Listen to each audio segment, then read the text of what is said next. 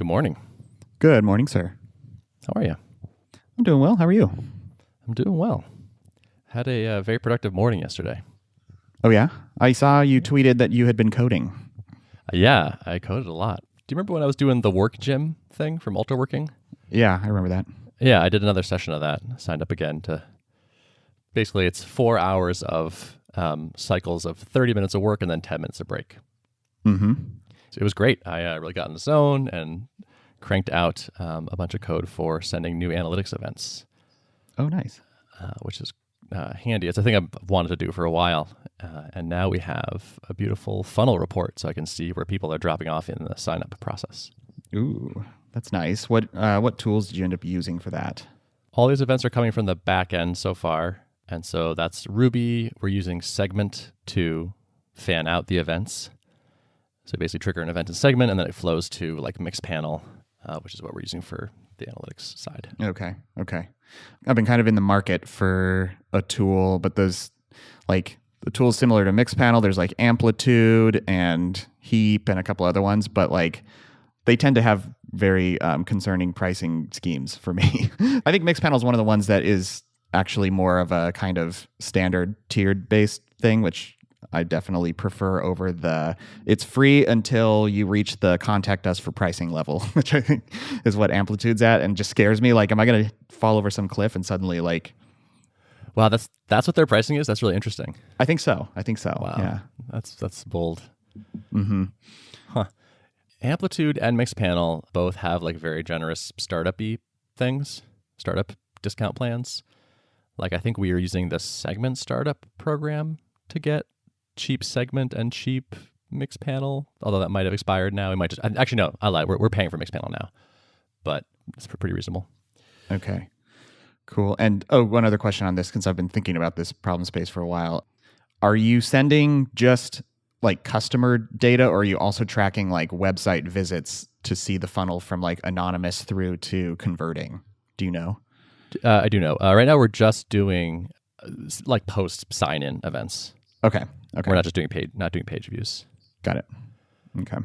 That does make it, I think, more expensive when you start doing that, because like they'll offer like Segment is based on like monthly tracked users. So if you start like tracking anonymous users to your landing page, like suddenly you have thousands of additional quote unquote users. But I think eventually we might do that, the fancier tracking. But right now I'm pretty happy with just like the funnel starting out like, okay, they actually, signed up for an account.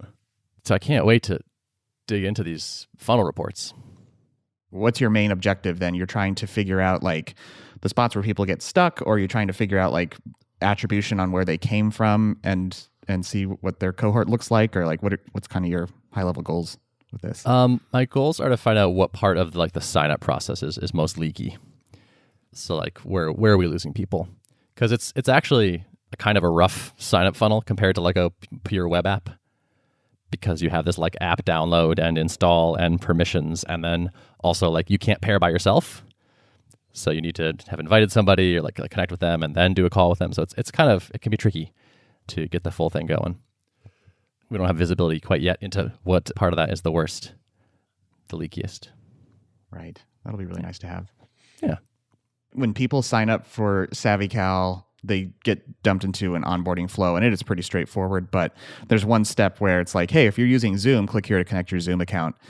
I've heard this from a couple of people, and I need to test out this flow better for myself. But like for some people, if they're using like an organization Zoom account, it will basically say like your organization owner needs to provide permissions in order for you to do this. And it kind of just halts their process. Like they're unable to link it to SavvyCal. And then like, I don't know if there's like a back button or a close button on that screen that then takes them back nowhere. But several people have reported like, yeah, I tried to get onboarded and I just totally got stuck and lost, and I don't know what to do now. So sorry.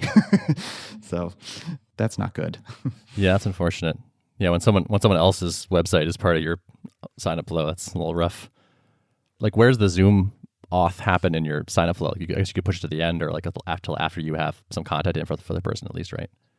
I don't know, depending on if I have control over what the redirect back type of situation is, like if it's like, hey, you need to get permission, and then if they click a button and it takes them back to, like maybe I can control what step it takes them back to. It's like, no worries, we can do that later. Here, we'll get you into the account, maybe something like that. But Yeah. Or the old classic, just open in a new tab kind of thing. Right. Yep. Yeah, that's true. That might be a quicker fix for now, at least. Yeah. And so there's one other thing that I'm really interested to look at, which is, so now we're setting an event when a team owner removes a user. I'm also sending along with that event, like how many calls did that person do and when was the last one? Interesting. I have this hunch there's kind of like this like undertow of people who got invited and then never really used it and then get removed after some period of time. And we just kind of like lost that user. So I'm looking forward to seeing a report of like what that actually looks like, if that's true. Right. That was good. It was just nice to get and write code for a while too. That was really fun. Like be in the coding zone. Yeah. What made you decide to do that yourself versus have like Joel do it? Or I don't know. I just needed a project for this session, and it's like, well, I want this to get done, and coding sounds fun, so I'm going to do it. Mm-hmm. That's cool. So you still got it? I got enough of it, I guess. Yeah. Okay. Still remember the buttons to press. That's nice. That's good. Yeah. We have our designer starting next week on Monday.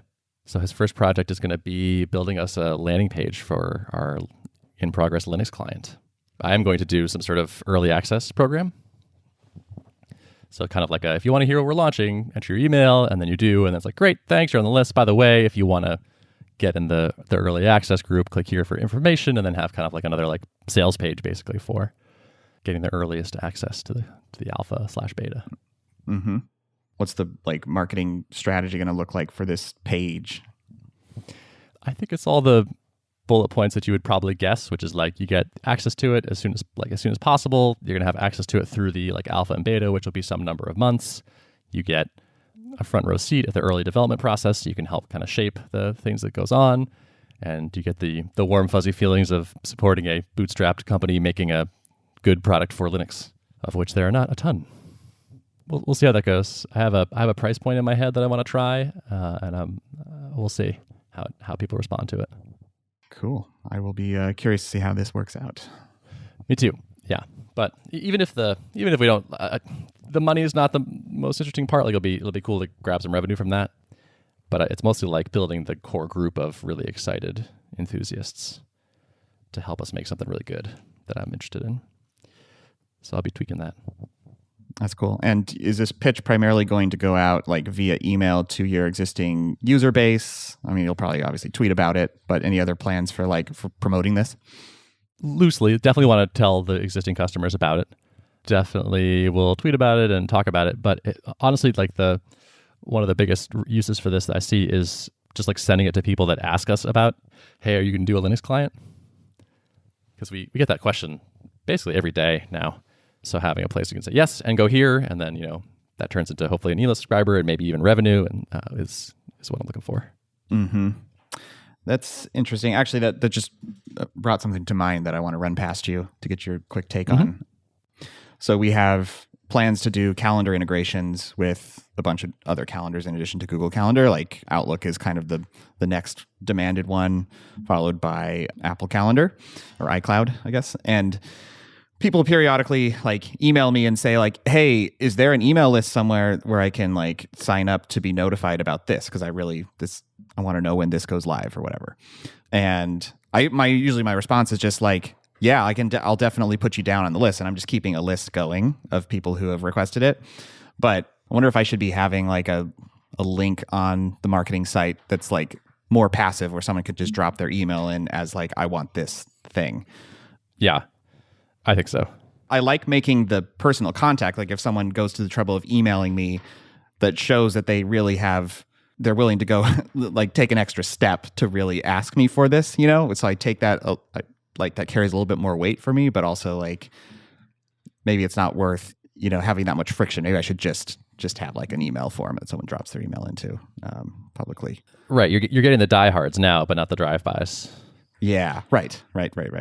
Having for us like a Linux page is like another page that can like rank in Google if someone happens to search like Tuple app Linux or something. And it's just having more like traps for people basically that they can fall into and give you their information is good, I think. Another reason I want to do this is like I feel like it plants more of a flag in the ground too, which is not just like, oh yeah, that guy tweeted one time that they're working on that, so I assume they're working on it. It's like, no, it's on the website. Here it is. We're doing it. So like when people are like, oh, like I have a couple developers on my team that are Linux users. Like, should we stick with Tuple? Are they going to make a Linux client? It's like, oh yeah, look, here it is. They're making a Linux client. It's real. Mm-hmm. Yeah. I like when being able to give people more of a strong signal that something's actually going to happen, even if it's not, immediately imminent. I think there's something powerful to that because so often, I mean, you get inundated with feature requests and a lot of times the response is like, thanks for letting us know. We'll pass that along to the product team. And which is kind of just like a blowing you off kind of response. And so, I mean, that's part of what's taking me so long to get through like my backlog of emails from people after the product hunt launch is just that I've been wanting to try to give people more of a strong signal of like, yeah, I'm planning to do this and I'm expecting this will be sometime in this quarter. Like I've been trying to give people a rough quarter estimate. And of course it always carries with it like, obviously no guarantees, things are subject to change. I'm not giving you an exact deadline for this, but here's what I'm kind of thinking. And I feel like that's sort of a breath of fresh air and as opposed to like we'll take this under consideration, Totally. So, yep. Yeah. I mean, I published, we have a roadmap published now, which we did in the past and now we started doing it again. I like that. I think that's a good move. Like for the stuff that we know we're going to do and have a rough timeline on, it's nice to be able to send people to that for the same reasons as the Linux landing page. Yeah. I've been considering doing that. People have asked for it, and there's some risk with doing it, obviously, because you might not meet expectations or something, but I don't know. I've seen them done before. I guess I haven't looked at yours, but I've seen them done before where it's kind of like, here's near term and someday, and then like even further out from that or something like kind of 3 layers of rough categories, I guess, which I kind of like that method. It's not too precise, but just maybe feels like the right amount of precision. Yep. Yeah, we have like this quarter, next quarter, I think is how I broke mine down. I feel like it's better to kind of over communicate and then maybe disappoint people than like just be like kind of like, thanks for your feedback. Right. Kind of deal. Yeah. Yep. So I realized I did a dumb thing. Whoops. We are relaunching a cohort of the Code Quality Challenge, which is a course that I made a while back. And we didn't talk about it last week, which means this episode will not be out in time for people to sign up for it. Got bitten by that 1 week ahead release cycle, recording cycle.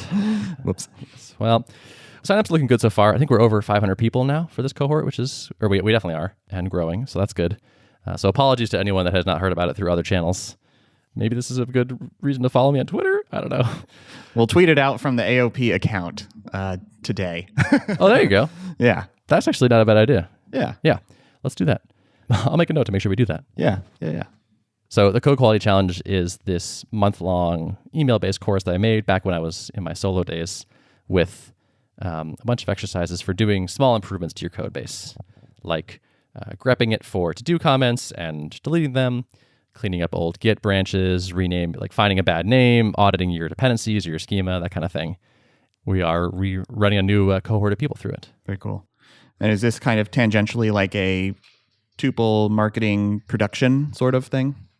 Yes, definitely. Yeah, so I actually moved the site under the Tuple domain, or rather Dorothy did, who's been helping us out with this. It's not sort of like directly Tuple linked other than being on our site, but it is kind of definitely Tuple sponsored and endorsed and hopefully building the brand up. That's very cool. Yeah, I like these kinds of things. It's just like you're providing value into the community. It's loosely affiliated, but it's not like overtly like trying to get people into Tuple or something. It's just a thing you're doing. I like that. Exactly. Yep. And we're going to do some like Tuple swag giveaways for people that are like participating a lot and probably throw them some sort of, discounted Tuple trial or something like that. We'll find ways to sort of tie it in loosely, I think, but yeah, it's not too on the nose. Nice. Yeah. I was on a walk somewhere and I was like, wait a minute, I'm not even using this asset that we have, which is this thing that's like fully done, has a landing page, has the challenges, has a forum. This would be pretty easy to reboot, and so we did. And it's nice to use stuff already made. And then we have our new release dropping on Monday, it looks like, which is cool. That's going to be the one that has like copy and paste and native ARM support for the M1 processors. And a few other nice goodies. And hopefully no crashiness, Got to keep that train rolling. Yes, hopefully maintain our good crashy record. Yeah. So what's new in your part of the world? Yeah. Well, so this week has been kind of, as I had planned from the previous week, like taking the foot off the marketing gas just a little bit to try to catch up on some product things that I've been wanting to address for people, and mostly focusing on like some smaller things. One of the things I was most embarrassed about was that like the app was pretty much unusable on mobile because like the admin interface, not the booking pages, those were already mobile optimized. But like if you wanted to go in and look at your scheduling links or grab a copy to a link or something, it was like you couldn't because the sidebar wasn't responsive. And so it was like extremely crammed on a phone. So I did a pass on that and just like figured out a consistent way to make a responsive sidebar on some of the main pages. You're still like editing a scheduling link itself is not implemented yet, but I decided to like kind of ship this one piecemeal. Figured it was better to at least make some of the main list pages usable, even if I didn't do all the pages yet. So got that out the door.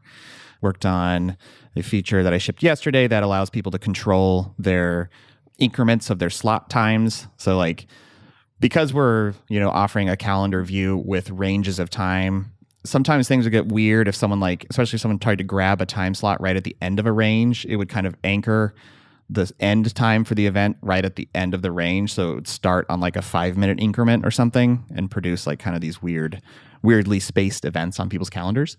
I think especially people coming from more slot-based scheduling tools were like, well, I want to be able to force these on top of the hour or half hour mark or whatever. And it was just a limitation of the product that we couldn't support. So got that shipped. That one actually took a little bit of tricky work because it involves communicating with the calendar control. And I'm using a plugin called Full Calendar. When you drop an event on the calendar and then you can drag it around within a window of time. So like it needs to honor the same increment settings, snapping to 15-minute marks or 30-minute marks or however you have it configured. But there was one of those interesting quirks of just a library that it when you would change those increment times, it would make the calendar appear larger because basically the minor slot increments always had the same height. So if you went to 15-minute increments, there would be 4 of these blocks within an hour, or if you went to half hour, there were only 2. And so under certain settings, the calendar would just look huge. And so this is one of those things like spent, probably 4 hours on an afternoon just like digging into their code base, figuring out where the height configuration happens for this and what's the right piece to override to make it work well. It took some hackery, but I got it done. And that felt like a little bit of a moat digging moment because it's like, yeah, anyone else who wants to try to implement this type of functionality is going to have to go through the same struggles. Mm-hmm. That's the beauty of using open source tools too, is being able to actually go look at the code when you're stuck. That's great. Yeah. This is something Spencer's been saying about the Linux development. Mm-hmm. It's like, it's nice if you get stuck, with Mac OS, you can actually just go look into something and say like, why is it doing this? Yeah. What the heck is going on? Yep. Here? Right. And I mean, this is one of those projects. I mean, it's so integral to SavvyCal that I'm excited at some point to dig in and like help make contributions back to it too. There's some things I want to be able to do, like drag a range horizontally instead of just vertically across the calendar to be able to like paint different regions and add override blocks or whatever, but it's just not possible right now. And that'll be a fun one to eventually dig into and hopefully contribute back to the open source project. A couple other things. People in Europe, of course, are accustomed to 24-hour time as opposed to 12-hour time. So adding configuration for that and being able to start weeks on Mondays on Week View. That's a standard thing that Europeans do, I think. So you prompting for that on sign up then and like changing those? That actually probably is worth adding to just like, a few little drop downs right as you're going through onboarding. Probably makes sense to do that. Yep. Or you could do a little locate them somehow and make some guesses. Right. Yeah, that's even better. So yeah, working on some of those things on the product front. And we'll see. I don't know. I'm still trying to figure out when the right time is to start working on Outlook integration. I've been tentatively penciling that one in for some time this quarter. So we have, we're about 1 month in now. So At least we'll probably do some shaping work on that and like spending a couple of hours perusing through the API documentation and seeing how closely it aligns with Google Calendar and getting a sense for how big of a lift it's really going to be. A lot of times these tasks end up being not as bad as you expect them to be, and I'm hoping this is one of those, That would be nice. I know. We'll see. I mean, hopefully it's not too crazy and like we'll give you some nice expansion of your potential market. Oh yeah. I mean, there's so much demand, and I think people who are using Google Calendar tend to be startups, tend to be like smaller teams that are using a lot of really nice tools today. People who are using Outlook at work, I've had enough conversations where like there's enough demonstrated demand. I think I can really make some inroads with this crowd.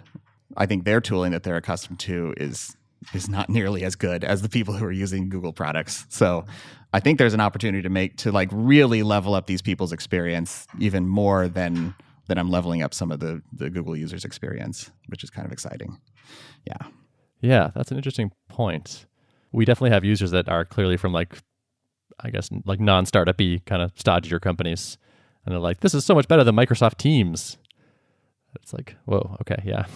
Some of your competition is not so great. Mm-hmm. Yeah, the bar is so high for like us people who are really finicky with our tools, and we use the latest, hottest tools that are well designed. But like people who are just working at companies with like a Microsoft stack, a lot of times they're having to put up with a lot of nasty stuff. So right, yeah. Yeah, gotta ask IT if we can get this approved. Well, I know, and that'll be the other kicker. Like I've had a few questions here and there, like, hey, do you have SOC 2 compliance? And I think security. I haven't been asked to do a formal security audit yet, but I know it's coming. So yeah, it'll be interesting to see if marketing to the Outlook user crowd comes with a lot more of that type of stuff. But we'll see. Let's see on the marketing front. So we're about a week into the "We'll Buy Out Your Calendly" subscription campaign. And yeah. And so I would say it's been like a moderate success. Like I definitely wasn't a failure, but around 20 takers so far. And I think, by and large, a lot of people who were already kind of familiar with the product and had already wanted to use it, but were just struggling with the fact that they felt locked into their subscription. And that's really the exact, like, yeah, there's some marketing buzz generated from this, and that's all good. But like, really, I was trying to do this as a service to people who were like expressing the sentiment that like, I really want to switch, but I just can't justify because I've sunk so much money into my annual subscription with Calendly. So it feels good as like doing a service to people who are already on the path to wanting to switch. And so, nice. I mean, 20 new annual subscriptions is not too bad. Yeah, not too shabby at all. Not so shabby. Yep. Right. And so I think what we're planning to do is, like, I don't know if it makes a lot of sense to just keep this floating around and kind of just idling in the background. So I think we're going to put a cap on it. And when we send out our product updates email for the month of January, anyone who's kind of in the not yet converted to trial phase yet, we're going to let them know, like, hey, you have one more week to take us up on this offer, and then we're going to close the doors on it for now. Why stop doing it? I think it's like, I'm curious to see if there's people who are just dragging their feet on it, expecting it to be around for a while, So I think it makes sense to kind of incentivize people a little bit to make a call, but it's something we can experiment with. We can always bring it back too. But yeah, I don't know if there was enough impetus to really move on it for a lot of people, because I would have expected more people to bite on it, to be honest. So that'll just be an experiment. I think that's all I had written down. It was mostly a heads down week for me. So yeah, nice. Well, seems like a good list. Yeah. I had that experience yesterday where I wanted to send someone a link with all their info pre-filled, but I didn't quite want to make like a new meeting link for them from scratch. Any progress on the URL params variant of this thing? Oh yeah, you can do that today. So you can do their nice. You can do their name and email query string param and display_name are both available today. Nice. Okay, cool. Yep. That's great. Yep. I should probably work on surfacing that somewhere in the UI so people know about it. It's written up in a doc somewhere, but you wouldn't necessarily know unless you hunted around in the docs for it. So Right. Or did you mention it in like a marketing email or anything, or no? I think that was implemented in January, so it'll go out in a product update email. It was probably mentioned in like the Headway change log somewhere, but Okay. Yeah. Gotcha. All right. Cool. Well, nice. That'll be good. Yeah. It's a handy one. That's my preferred way to use it. Yeah. Or I think it will be. Yeah, I think my plan for ultimately surfacing that is going to be like when you're previewing your link, some kind of control like up on the top bar where it's like the little bar that tells you when you're previewing your own link, it's like, hey, you're looking at a preview of your own link. Here's a toggle to enable or disable it. And I'm thinking I'll add something there that's like, hey, quickly like pre-fill information without turning this into a fully personalized link. And you click a thing and you can just type in their name and email and it'll give you a URL you can copy that puts it in there for you. If someone's technical, they'll kind of know how to form a query string, but non-technical people, that's too big of an ask, you know? So that's kind of what I'm thinking for that. Cool. Yeah. Do you have a sense today of like how technical your user base is? I mean, it is a lot of founders of software companies. So I would say decently technical, but becoming less so. You know, I've definitely seen people coming through who are just like small business owners and probably not developers, you know. So I don't want to be making that assumption in too many areas of the product. Yeah. That makes sense. Yeah. Cool. All right. Well, shall we wrap it up? Yeah, let's wrap it. All right. Notes for the show. Notes for the show can be found at artofproductpodcast.com. Thanks for listening. See ya.